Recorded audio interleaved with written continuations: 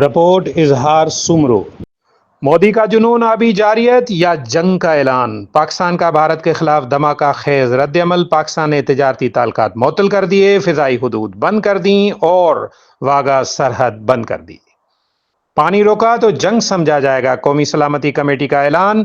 بھارت کی جانب سے سندھ طاس معاہدے کی یک طرفہ معطلی کے بعد والی صورتحال میں پاکستان نے نہ صرف بھارت پر کڑی تنقید کی بلکہ ایک کے بعد ایک فیصلہ کن اقدامات اٹھا کر واضح پیغام دے دیا ہے، اب مزید برداشت نہیں ہوگا۔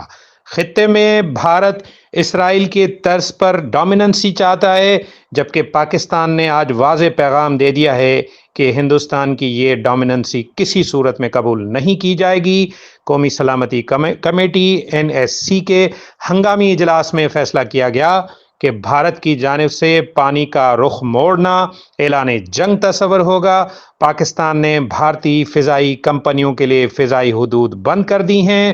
بھارت کے ساتھ تمام تجارتی سرگرمیاں فوری طور پر معطل کر دی ہیں اور واگا سرحد سے بھارت آمد و رفت بھی بند ہو گئی ہے۔ سارک ویزا اسکیم فوری طور پر ختم کر دیے۔ بھارتی ہائی کمیشن کے عملے کو 30 افراد تک محدود کرنے کا حکم دیا گیا ہے۔ دفاعی مشیروں کو ناپسندیدہ شخصیت قرار دے کر پاکستان چھوڑنے کی ہدایت دے دی گئی ہیں۔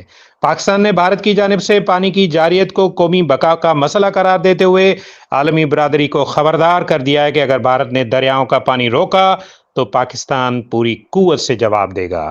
بھارت کی حرکتوں نے دو قومی نظریہ درست ثابت کر دیا ہے۔ اعلامیہ میں بھارت کو بین الاقوامی معاہدوں کی خلاف ورزی پر بھی آڑے ہاتھوں لیا گیا۔ سندھ طاس معاہدہ ایک عالمی معاہدہ ہے، اس میں یک طرفہ معطلی کی کوئی گنجائش نہیں ہے۔ اجلاس میں واضح طور پہ کہا گیا 48 گھنٹوں میں بھارتی شہریوں کو پاکستان چھوڑنے کا واضح حکم دے دیا گیا، جبکہ سارک ویزا پر موجود تمام بھارتی شہریوں کو ہدایت دی گئی ہے کہ وہ بھی 48 گھنٹوں کے اندر پاکستان چھوڑ دیں۔ دفاعی مشیر ملک بدر تمام فوجی مشاورت بھی بند کر دی گئی۔ بھارتی فضائی، بحری اور زمینی افواج کے مشیروں کو پاکستان سے فوری روانگی کا حکم دے دیا گیا۔ بھارت نے پاکستانی سوشل میڈیا بند کر دی۔ بھارت نے ایک اور انتہائی قدم اٹھاتے ہوئے پاکستانی حکومت کی official x Twitter account block کرنے کا اعلان کیا ہے۔ جھوٹے الزامات اور فالس فلیگ آپریشن، پاکستان کا واضح موقف۔ پاکستان کے وزیر دفاع خواجہ آصف اور ڈپٹی وزیر اعظم اسحاق ڈار نے آج میڈیا سے بات چیت کرتے ہوئے بھارت پر سخت الزامات لگاتے ہوئے کہا ہے کہ فالس فلیگ آپریشن بھارت کا پرانا ہتھ کنڈا ہے۔ ہم پر الزام لگانے سے پہلے بھارت اپنی سیکیورٹی نظام کا جائزہ لے۔ ہمارے پاس ثبوت موجود ہیں کہ غیر ملکی افراد کو سری نگر میں داخل کیا گیا۔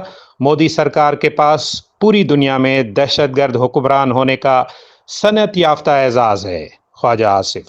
بھارتی وزیر اعظم مودی اور ان کی حکومت کی جانب سے شروع کی گئی اس نئی جنون اور جنگ پر مبنی مہم کے حوالے سے پاکستان میں سخت رد عمل ہے۔